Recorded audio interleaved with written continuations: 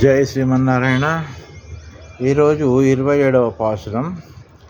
కూడారై వెళ్ళం శీర్ గోవింద ఉందన్నై பாடி பறை கொண்டு யாம் பெருசம்மானம் நாடு புகழும் பரிசினால் நன்றாக சூடகமே தோள்வளையே தோடே செவிப்பூவே பாடகமே என்ற நைய பல்கண்ணனும் யாமுனிவோம் ஆடை யுடுப்போம் அதன் பின்னே பால் சோறு மூடனை பெய்து முஜங்கை வழிவார கூடி இருந்து కుళిర్ ఎందోరెంబావాయే.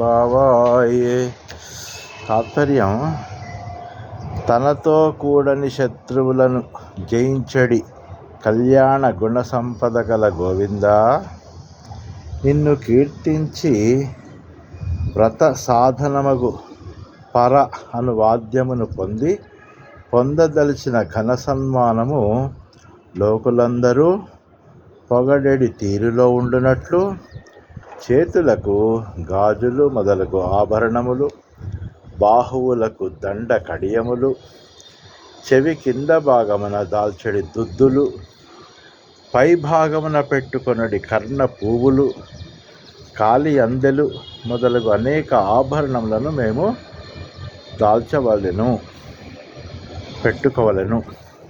తర్వాత పాలన్నము మునుగునట్లు నెయ్యి పోసి ఆ మధుర పదార్థము మోచేతి వెంబడి కారునట్లు నీతో కలిసి కూర్చుని చల్లగా హాయిగా భుజింపవలెను అని గోపికలు తమ వ్రత ఫలము ఈ పాశ్రంలో విన్నవించారు. జై శ్రీమన్నారాయణ. రాచకొండ రామాచార్యులు, జ్యోతిష్యుడు, శ్రీ వైష్ణవ ఆగమ పురాణం.